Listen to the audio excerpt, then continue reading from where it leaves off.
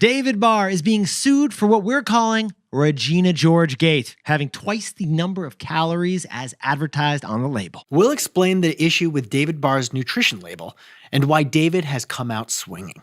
Oh, yeah, it is Michelangelo's most famous artwork. It took nearly 500 years to go viral, Jack. In the form of a protein bar. Yeah, David Barr. Basically, eat this protein and you get perfect abs like a tastefully nude Renaissance sculpture. This gold packaged protein bar is growing extremely fast, like faster than any protein bar has before. Borderline steroid level. We're talking $100 million in revenue, $725 million valuation, all in less than a year. Because Pilates mamas and crypto bros alike are protein maxing and willing to spend $4 per bar, which is like 5 times more than if you buy in bulk from Costco, Nick. So naturally, Jack and I interviewed the founder, Peter Rahal, earlier this year. He even sent us a top secret prototype David Barr. And Nick, that prototype bar didn't have a label. I know. Now we know why. Because of the news, a new class action lawsuit that David Barr actually has twice as many calories and 6 times as much fat. This class action lawsuit alleges that the David Bar doesn't have 150 calories per bar. It has 270 calories. And Jack, not 2 grams of fat, 12 grams of fat. Is the blueberry pie flavored David Bar you and I tried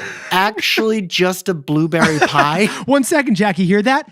It's people crying at the Equinox locker room right now. Now, there is a Seinfeld episode about this. The zero-fat frozen yogurt that Jerry and Elena are really into? Yeah, it's really high in sugar, so they gain a bunch of weight. It's also a core plot of the movie Mean Girls, is it not, Jack? Katie gives the alpha plastic Regina George a Caltine bar. Yeah, some European protein bar with a nutrition label written in Swedish. She's duping them to add the pounds. First you bloat, Jack, then you lose like 10 pounds. Which begs the question, have we all been Regina Georged over here? We know you're wondering, Yetis. Is it 150 calories in a bar or 270 calories in the bar? And will Nick and Jack jump in T-Boy style for us, please? Well, we did. And the answer is both. It depends what method you use. Follow us in this one. It's fascinating. You see, David Barr explains in a public response to the lawsuit why there is some confusion here. David says that the lawsuit used the bomb calorimeter method, which measures the total heat released from food to get to the calories. Jack, I was a history major, but could you please whip up the chemistry class takeaway for us over here? 1 calorie is the amount of energy needed to raise the temperature of 1 gram of water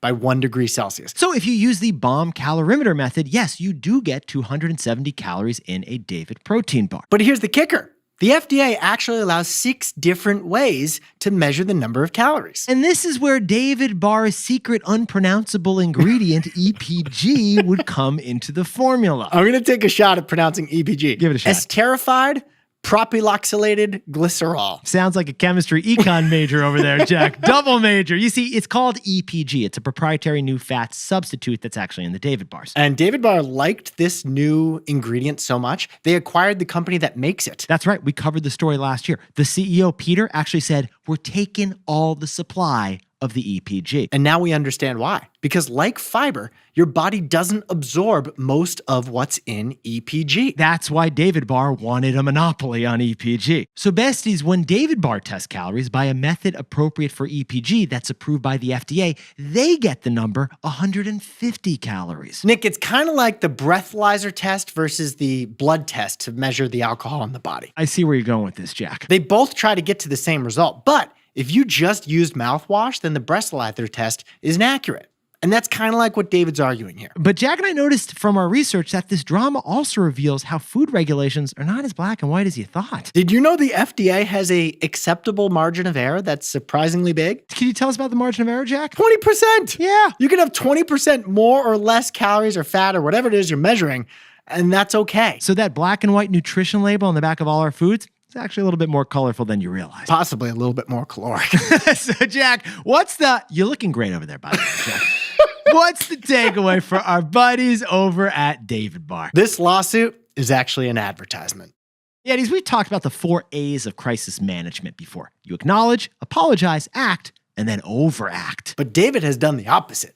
They didn't go on the defense in response to this lawsuit. They went on the offense. Yeah, instead of apologizing, David said they're innocent. The lawsuit is misleading us by using a wrong calculation method. And within 24 hours, they whipped up a commercial mocking all of the rumors about David Barr that are clearly not true. The strategy here, they're trying to reposition the lawsuit as a rumor and undermine the plaintiff's credibility. Now, whether David is found guilty or not in court, to consumers, perception is often reality. So this could be bad. But Jack, if what David says is true, and even if not totally what they say is true, this is still a net positive for them, we think. This could be a David Barr boost. It could be fantastic marketing as people read about this story, and the public gets educated about this miracle ingredient, EPG, that's only available in the David Barr. It's basically an EPG ad. And you know what? We've seen something similar before with Tesla. The lawsuits about their self-driving issues, they marketed Tesla's self-driving technology. So Yetis, if what David said about this lawsuit is true, and even if it's not totally true, we actually think it's an advertisement. It's not a lawsuit, it's an ad. But let us know what you think in the comments.